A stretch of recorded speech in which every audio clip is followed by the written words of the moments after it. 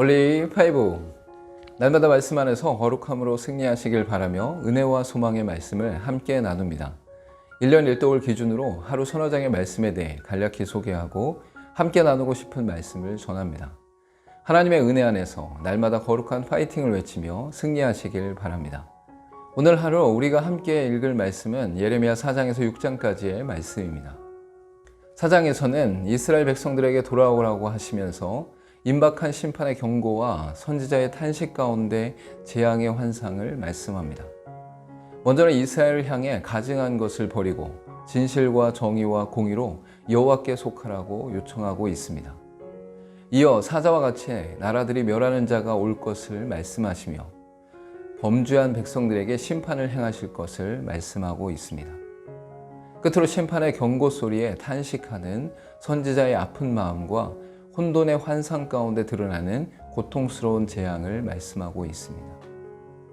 외적인 할례만으로 하나님께로 돌아섰다고 착각한 이스라엘은 모든 우상을 버리고 마음의 할례를 행하지 않았습니다. 외적으로 보이는 행위만이 아니라 마음의 의지와 감정을 온전히 하나님께 드리며 진실로 돌이켜야 합니다. 5장에서는 예루살렘의 허물과 반역을 말씀하시면서 여호와께서 강한 나라를 들어 이스라엘을 버리실 것을 선언합니다. 먼저 예루살렘이 행한 정의를 떠나 거짓을 맹세하는 것을 드러내면서 수많은 죄악들을 적나라하게 열거합니다. 이어 여호와께서 타락한 이스라엘을 버리시고 강하고 오랜 나라를 들어서 불사를 것과 이방인들을 섬길 것을 선언하고 있습니다. 끝으로 어리석은 백성들에게 이스라엘 죄악들을 말씀하시고 그들이 행한 악한 일들을 열거하고 있습니다. 예루살렘의 상태는 비천한 자에게서부터 지도자에 이르기까지 거의 모든 사람들이 하나님의 통치를 거부하고 있습니다. 결국 하나님의 심판 예언 앞에서도 거짓 선지자들의 말을 듣고 예루살렘에 재앙이 임하지 않을 것이라고 생각했습니다. 6장에서는 벌을 받게 될 예루살렘과 백성들을 다루면서 선한 길로 가지 않으므로 북방에서 민족이 쳐들어올 것을 전하고 있습니다. 먼저 아름다운 예루살렘이 이방 나라에 의해 파멸될 것과 이스라엘 백성들의 죄악으로 엎드려질 것을 말씀하고 있습니다. 이어 옛적 길, 곧 선한 길을 찾아 따르라는 말씀을 듣지 않으므로 재앙이 내려질 것을 선포하고 있습니다. 마지막으로 북방에 큰 나라가 쳐들어오게 되므로 해산하는 여인같이 아픔 가운데 있을 것을 예언하고 있습니다. 하나님의 말씀을 거부하고 하나님의 길로 걷기를 거절한 예루살렘에게 하나님의 심판하심으로 돌아오도록 하십니다. 그러나 끝까지 평안하다 평안하다 라고 하면서 죄를 합리화하고 거짓 평안 가운데 거하고 있었습니다.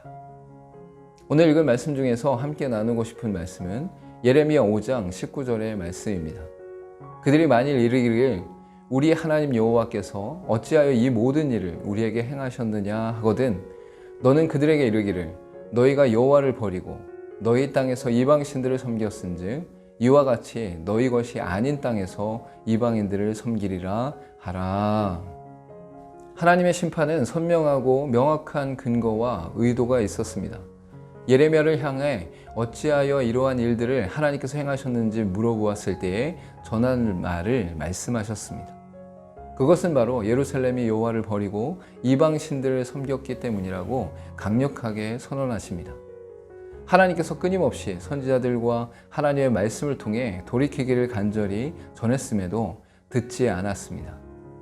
지금도 수많은 곳에서 주의 말씀이 선포되어지며 하나님의 뜻이 드러나고 있지만 듣고 돌이키는 사람은 많지 않습니다. 결국 다른 나라 땅에서 이방인들을 섬겨야 하는 포로로 살아갈 것을 예언하고 있습니다. 함께 기도하겠습니다. 예루살렘의 범죄와 타락이 우리에게도 있지 않은지를 살펴보며 돌이키게 하시고 다시금 마음의 의지와 감정을 오직 하나님을 향하며 하나님만을 섬기는 삶이 되게 하옵소서. 예수님의 이름으로 기도하옵나이다. 아멘. 이스라엘 백성들이 평안하다 평안하다 하며 하나님 앞에서 계속적으로 범죄했던 것 같이 우리도 그러하지 않은지 살펴보아야 합니다. 하나님의 선택하심과 보호하심과 인도하심은 놀라운 은혜지만 그것에 취해 우리의 범죄를 방치하면 안 됩니다. 더욱더 하나님 앞에서 겸허하고 겸손히 죄를 돌아보며 회개하며 하나님 앞에 온전히 서기를 간절히 소망합니다.